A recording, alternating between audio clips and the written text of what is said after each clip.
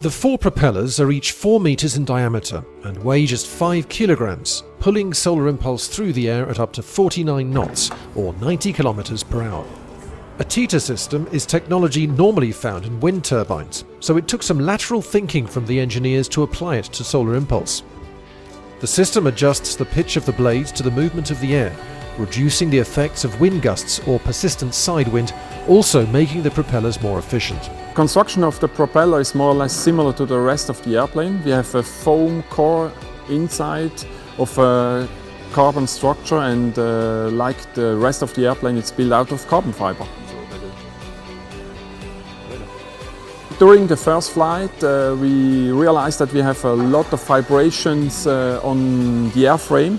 So therefore we had to develop during this summer a teeter system which reduces the vibration dramatically on the whole structure.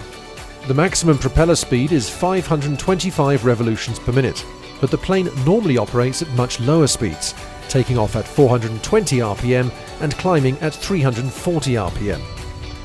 A fixed gear ratio connects the rotations of the motors to the propellers, and the pilot is able to view the speed in the cockpit. Each motor, and therefore each propeller, can be individually controlled by the pilot. This allows for precise handling of the aircraft and enhances safety for the crew when the plane is on the ground.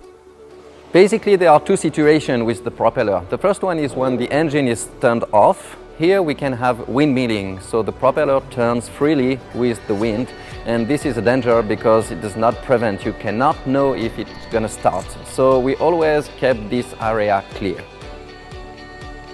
During the landing operation, the pilots dock the outer engine. It means that the propeller is stable in a horizontal position, and he uses only the inner gondola.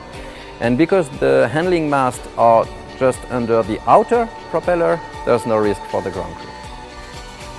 During the night, as solar impulse glides down from maximum altitude of 8,500 meters or 28,000 feet, the propellers idle slowly to reduce air resistance without using very much energy.